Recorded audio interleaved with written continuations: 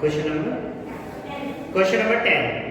Event A and B are such that PA equal to 1 by 2, PB equal to 7 upon 12 and P not A और not B.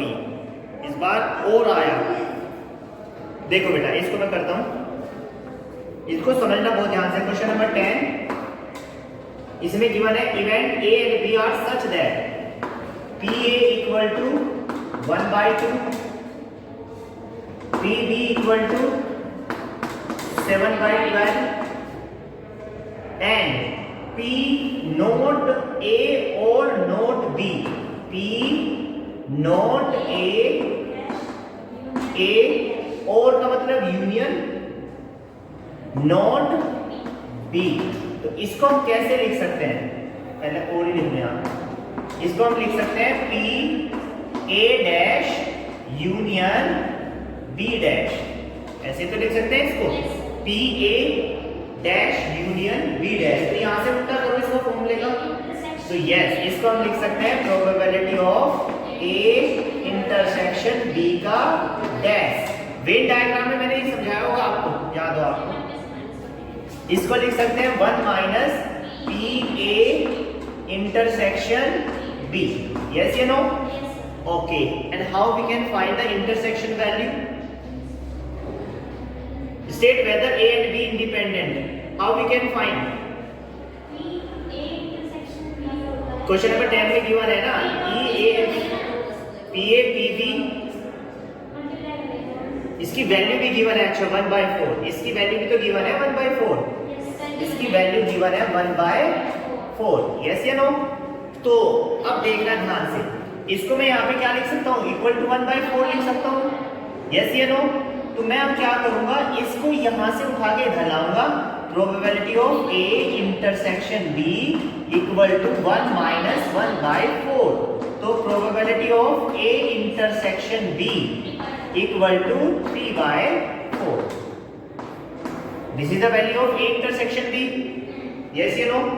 Now we have to check state whether A and B are independent. तो चेक करते हैं.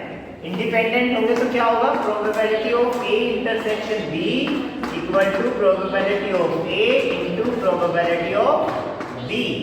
इसकी value आ गई 3 by 4 equal to 7 upon 12 into 1 by 4. चेक करिए है या नहीं? 3 by 4 equal to 7 by,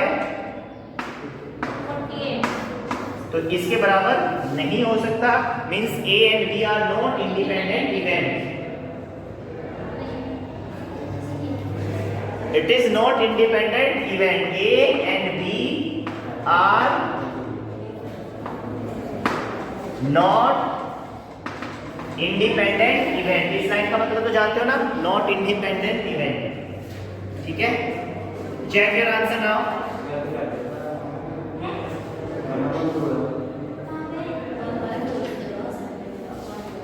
Where? अच्छा 1 by 2. 1 by 2 है P A की जगह. P A की जगह 1 by 2. तो यहाँ पे चेक कर लो अगेन. 1 by 2 और ये 7 by 12. तब भी नहीं होगा तो आ जाएगा कितना? 7 1 जा 7 और ये 24 आ जाएगा. तब भी नहीं है बेटा. ठीक है? लिख लीजिए, फटाफट लिखिए बेटा इसको.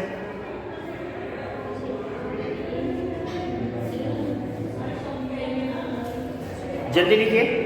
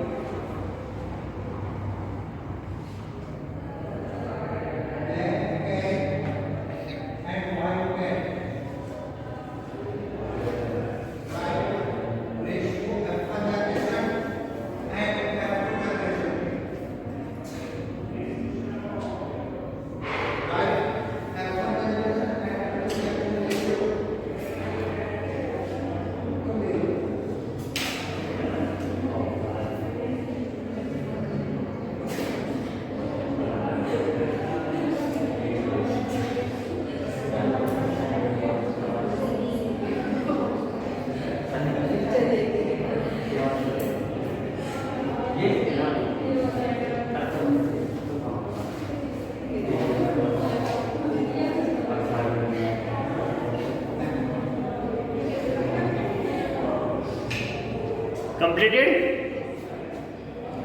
Okay, next question.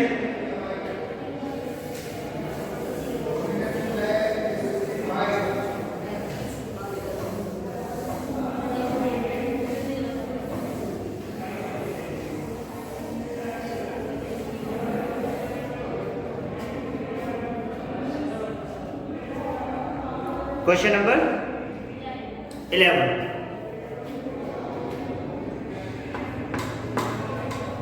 Question number 11 is given two independent event A and B such that PA equal to 0.3, PA equal to 0.3, PB equal to 0.6. ठीक है, फाइंड, हमें फाइंड करना है. पहला क्या पार्ट है? P A and B. तो simple है भाई, P A एंड B का मतलब क्या है? Two independent event, given two independent event A and B, पहले से इंडिपेंडेंट है.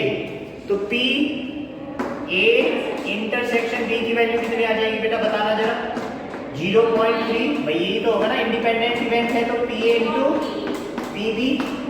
So it will be 0.3 into 0.6. So it will be 0.18.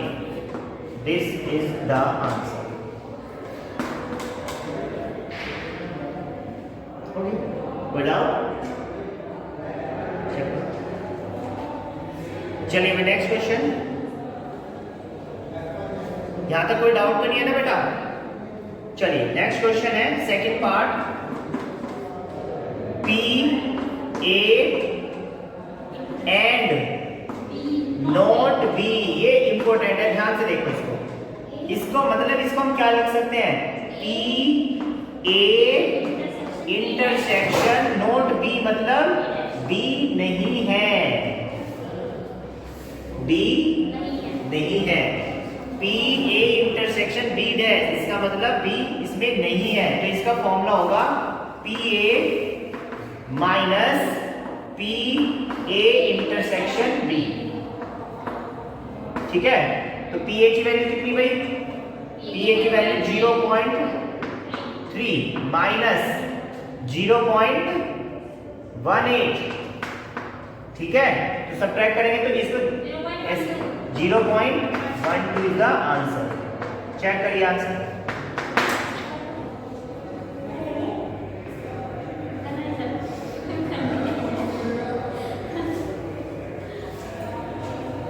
Check.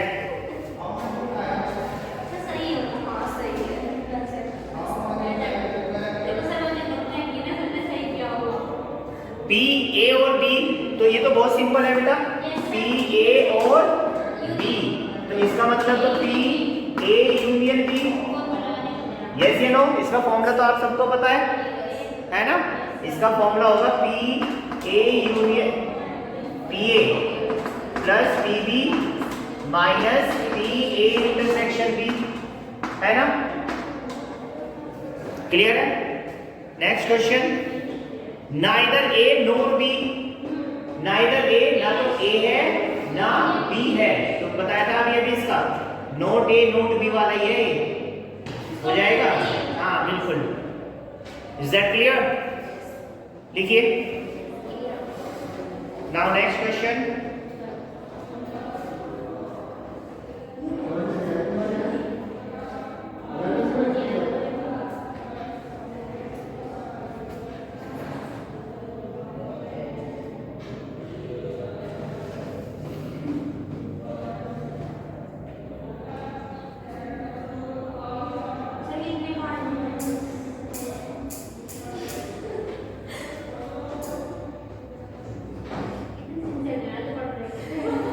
चलिए नेक्स्ट क्वेश्चन करें. Question number 12. It is very very important question. Question number 12 is very very important question. Board में 3-4 times आ चुका है और देखो 4 मार्क्स का आता है हर बार. 4 या 2 मार्क्स का आता है. चलिए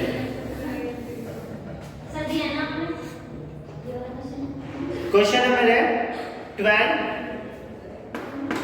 इसने कहा है क्या, a die is toss thrice, find the probability getting और an odd number at least 1। अब सुनो, एक तो तरीका ये है कि आप जब 3 डाइस को टॉस करते हैं तो उसके टोटल सैंपल स्पेस आप लिखोगे, कितने आएंगे 216। 3 dice are toss, 3 dice are toss, तो इसके जो सैंपल स्पेस आएंगे बेटा 6 की पावर 3 मतलब 216। आपको बता के रखा मैंने, एक डाइस को 3 बार उछालो या 3 डाइस को एक बार उछालो, बात एक ही है। अब यहाँ पे 216 आउटकम लिखोगे आप, नहीं लिख सकते ना भाई, लिख सकते हैं बट टाइम हमारे पास इतना नहीं है, तो थोड़ा सा दिमाग लगाएंगे। मल्टीप्लिकेशन मेथड बताया था मैंने प्रोबेबिलिटी का, मल्टीप्लिकेशन मेथड ऑफ प्रोबेबिलिटी नहीं बताया, बता रखा है बेटा। उसमें क्या है कि जैसे आप एक सिंगल डाइस का लेके चलो, एक सिंगल डाइस को टॉस करते हैं तो 1 2 3 4 5 6 ये नंबर आते हैं। अब सुनो, इसने कहा है what is the probability comes at least one odd number. At least one odd number का मतलब ये है कि कहीं पे अगर एक डाइस पे भी ओड नंबर आ गया ना तो वो भी माना जाएगा।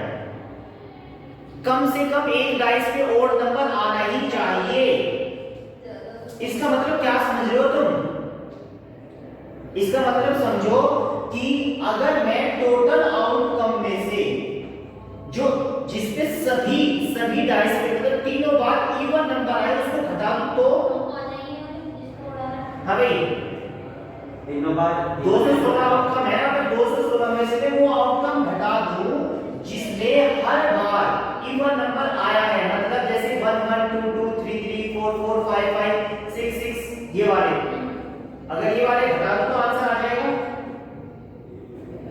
समझ रहे हो ना भाई? टोटल 216 में से अगर मैं ये वाला इवेंट घटा दूं, कौन सा, जहां पे सभी पे इवन नंबर है, जैसे 2 2 4 4 5 5 2 2 2 2 4 6 4 6 2 6 4 2 ऐसे नंबर इवेंट घटा दूं तो आ जाएगा ना?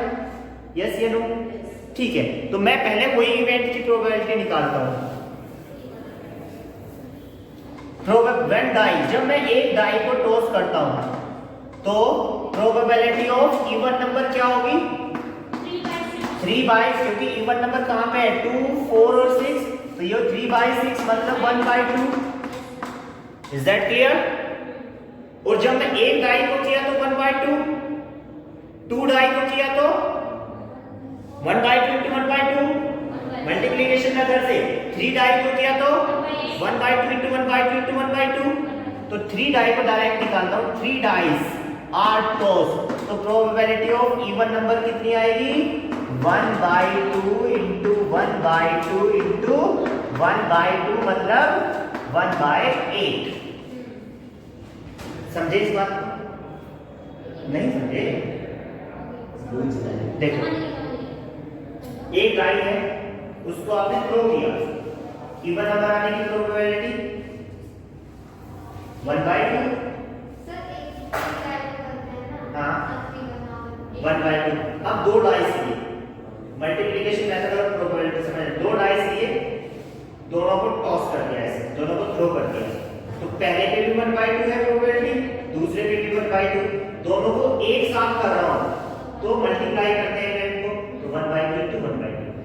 अब 3 डाइस है, थ्रो किया, 1/2 1/2 1/2, तीनों को एक साथ किया मैंने, अलग अलग नहीं किया, तो मल्टीप्लिकेशन मेथड क्या बोलता है? तीनों की मल्टीप्लाई करनी है, तो क्या आ जाएगा? 1/8। Is that clear?